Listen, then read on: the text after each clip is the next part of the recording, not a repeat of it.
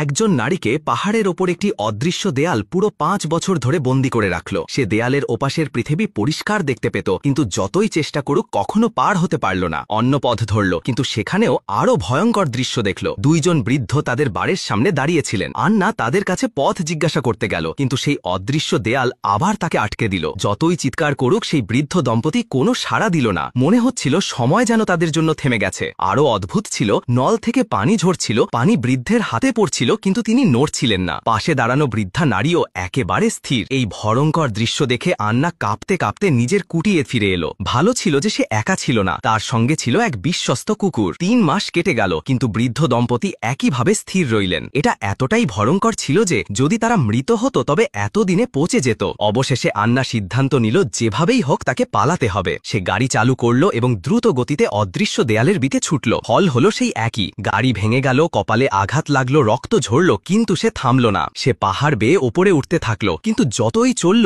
কখনো এই অভিশপ্ত ভূমি থেকে বেরোতে পারল না।